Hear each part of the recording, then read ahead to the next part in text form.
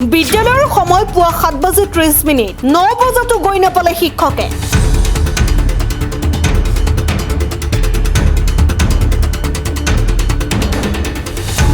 গৰমৰ প্ৰতি লক্ষ্য ৰাখি বিদ্যালয়ৰ পাঠদানৰ সময় হৈছে সালসলনি শিক্ষা বিভাগৰ সোমবাৰৰ পৰা বিদ্যালয়সমূহ পুৱা 7:30 বজাত আৰম্ভ হোৱাৰ নিৰ্দেশ অসম চৰকাৰৰ কিন্তু চৰকাৰী নিৰ্দেশনাক অংগুষ্ট দেখুৱাইছে দৰঙৰ দলগাঁও শিক্ষা খণ্ডৰ বহু বিদ্যালয়ে পুৱা 9 বজালৈ বিদ্যালয়লৈ নাহিল শিক্ষক শিক্ষয়িত্ৰী ইপিনে চৰকাৰী নিৰ্দেশ অনুসৰি আজিৰে পৰা পুৱা 7:30 আৰম্ভ হ'ব লগা বহু বিদ্যালয়ৰ ছাত্ৰ ছাত্ৰীও নাহিল বিদ্যালয়লৈ আনহাতে চৰকাৰৰ এই নিৰ্দেশনা বহু বিদ্যালয়ৰ ছাত্ৰ ছাত্ৰীয়ে নাজানে ছাত্ৰ ছাত্ৰীয়ে কিয় নাজানে নতুন সময় হৈছে বিদ্যালয় কৰ্তৃপক্ষৰ গাফিলতি নে চৰকাৰৰ হেলে উঠিছে প্ৰশ্ন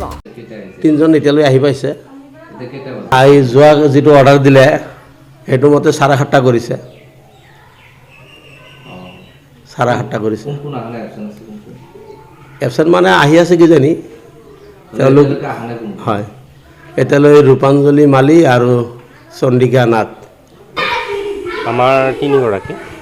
আজি কেইজন আহিছে এতিয়ালৈকে দুজন আহি পাইছোঁ আমি কোন অহা নাই আমাৰ হেড বাইদেউ আহি পোৱা নাই এতিয়ালৈকে বাইদেউৰ নাম কি আফুজা বেগম তেওঁৰ ঘৰ ক'ত মঙলদৈ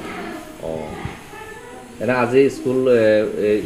ছাত্ৰ ছাত্ৰীৰ কম দেখিছোঁ হয় আজি প্ৰথম দিন যিহেতু 7:30 বজাৰ পৰা দিছে টাইমটো গতিকে বহুখিনি ছাত্ৰ ছাত্ৰী হয়তো গম নাপায় বিষয়টো সেইকাৰণে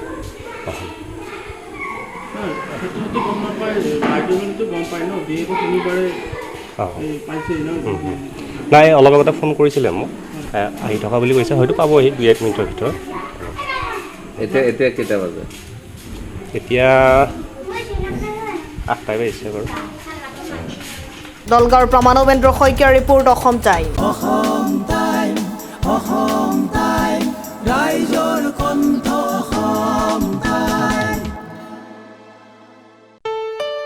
ঘৰত আনন্দ আৰু সম্পৰ্কৰ